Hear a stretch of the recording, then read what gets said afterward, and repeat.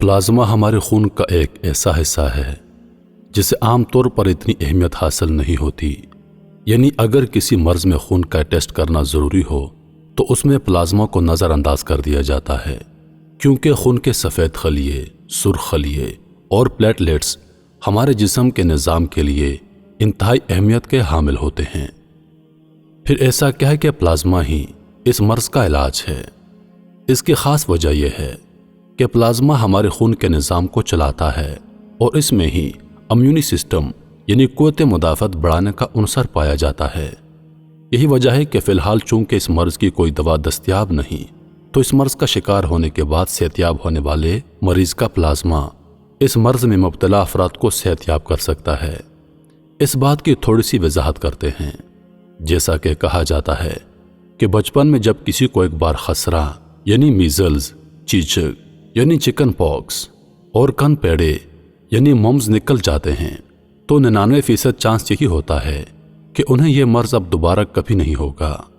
اس کی وجہ یہ ہوتی ہے کہ جب ہمیں یہ امراض ہوتے ہیں تو ہمارے خون میں ان سے بچنے کی صلاحیت موجود نہیں ہوتی، لیکن جب یہ امراض ہو جاتے ہیں تو یہ ہمارے خون میں ایسے جراثیم چھوڑ جاتے ہیں جو مثبت ہوتے ہیں اور دوبارہ ان بیماریوں سے ہمیں بچاتے ہیں، اور جیسے ہی ہمارے خون میں ان کے جراثیم داخل ہوتے ہیں تو پہلے سے موجود جراثیم ہمارے امیونی سسٹم کے ساتھ مل کر انہیں ختم کر دیتے ہیں۔ ایسا ہی کچھ اس مرض کے ساتھ ہے۔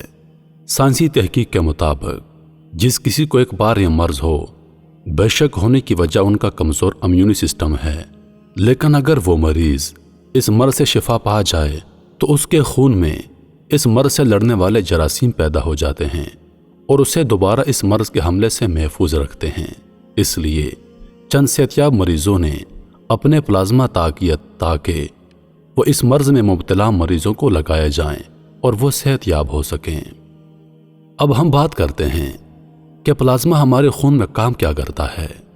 پلازما ہمارے خون کا سب سے بڑا حصہ ہے اور خون کا تقریباً 55% حصہ پلازما پر مشتمل ہے۔ جب پلازما کو خون سے الگ کر لیا جاتا ہے تو یہ ایک ہلکے پیلے رنگ کا لیکوڈ سا ہوتا ہے۔ اس میں پانی، نمکیات اور انزائمز ہوتے ہیں۔ یہ انزائمز خون میں چکنائی اور دیگر بائیو کیمیکلز ہوتے ہیں جو کہ قوت مدافعت کا سبب بنتے ہیں۔ ان کو عام زبان میں خامرے بھی کہا جاتا ہے، اور یہ ایک طرح کا خون میں شامل پروٹین ہوتا ہے۔ یہ سب جانداروں میں پائے جاتے ہیں، لیکن جب انسانی جسم کا درجہ حرارت بخار وغیرہ کی صورت میں بڑھ جاتا ہے تو یہ انزائمز خود بخود کم ہو جاتے ہیں اور مرض اثر انداز ہوتا ہے۔ یہی وجہ ہے کہ جن لوگوں میں قوت مدافعت کم تھی وہ جلد اس بیماری کا شکار ہو گئے۔ خون کے سرخ اور سفید خلیے خون میں موجود بیکار مادے، تلف جراثیم اور کیمیکل پلازما کے اندر منتقل کرتے ہیں۔ پلازما کے اندر ان تمام تلف مادوں کو خون میں سے مکمل طور پر صاف کرنے کی صلاحیت ہوتی ہے۔ پلازما کا ایک اہم کام یہ بھی ہوتا ہے کہ وہ ہمارے جسم کے تمام اعضاء تک خون کی گردش کو ممکن بناتا ہے۔ پلازما ایک بہت ہی خاص عمل کے ذریعے ہمیں کئی مہلک بیماریوں سے بھی بچاتا ہے۔ اس لیے کئی انسٹیٹیوٹس میں پلازما کو ڈونیٹ بھی کیا جاتا ہے۔ پانی، نمکیات اور انزائمن کے ساتھ پلازما میں clotting factor, antibodies, fibrinogen, protein albumin موجود ہوتا ہے۔ یہ تمام اجزاء خون میں پروٹین، خون کے جمنے کے عوامل اور خون کو حل پذیر رکھنے کا کام سر انجام دیتے ہیں۔ جب ہم خون کا عطیہ کرتے ہیں تو خون میں سے تمام عوامل کو علیحدہ کر لیا جاتا ہے اور انہیں کئی طبی پروڈکٹس میں استعمال کیا جاتا ہے۔ یہ ادویات بہت ہی پیچیدہ بیماریوں کے علاج میں مثبت ثابت ہوتے ہیں۔ مثلاً خدا نخواستہ کوئی جل جائے، کسی کو کرنٹ لگ جائے یا کسی کے گہرے صدمے کی وجہ سے حواس برقرار نہ ہوں تو ان امراض میں پیچیدہ صورتحال سے نمٹنے کے لیے پلازما کی مدد سے ادویات تیار کی جاتی ہیں۔ اس کے علاوہ پلازما میں موجود پروٹین اور جراثیم تلف مادے کو بہت ہی پیچیدہ امراض میں استعمال کیا جاتا ہے، جیسا کہ قوت مدافعت یعنی کسی کا امیونی سسٹم اگر کام نہ کر رہا ہو، جسے کہ آٹو امیون ڈیزاسٹر کہا جاتا ہے۔ اس کے علاوہ ہیموفیلیا ایک ایسی بیماری ہے جس میں خون مسلسل بہتا رہتا ہے۔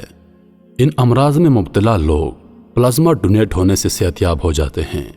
کئی حفظان صحت ادارے پلازما کو زندگی کے لیے تحفہ بھی کہتے ہیں۔ جب کوئی انسان پلازما ڈونیٹ کرتا ہے تو اسے ایک خاص اسکریننگ کے عمل سے گزرنا ہوتا ہے۔ اس اسکریننگ کے عمل کا مقصد یہ جانچنا ہوتا ہے کہ عطیہ کرنے والا شخص اور اس کا خون مکمل صحت مند ہیں۔ اس عمل کو پلازما فیرس بھی کہتے ہیں۔ اس کے بعد اگر ڈونر بالکل صحت مند ہو تو اس کے بازو سے نیڈل کے ذریعے خون لیا جاتا ہے۔ اس نیڈل کے ساتھ جڑا پائپ ایک خاص مشین میں لگا ہوتا ہے جو کہ خون میں سے پلازما اور پلیٹلیٹس کو الگ کر لیتی ہے اور خون کے سفید اور سرخ خلیے نمکیات کی ایک تھوڑی مقدار خون میں واپس پہنچا دیتی ہے۔ البتہ ایسا ہرگز نہیں ہوتا کہ ڈونر کے جسم سے سارا پلازما نکال لیا جائے۔ اس کی ایک مناسب مقدار ہی عطیہ میں لی جاتی ہے۔ ویسے تو سبھی لوگ پلازما کا عطیہ کر سکتے ہیں، لیکن جن لوگوں کا خون گروپ اے بی ہوتا ہے ان سے ڈونیشن کی طلب سب سے زیادہ ہوتی ہے، کیونکہ یہ ایک یونیورسل گروپ ہوتا ہے اور کسی بھی فرد کو بآسانی لگایا جا سکتا ہے۔ ایک اندازے کے مطابق ایک صحت مند انسان 28 دن بعد اور 13 مرتبہ سالانہ پلازما کا عطیہ کر سکتا ہے۔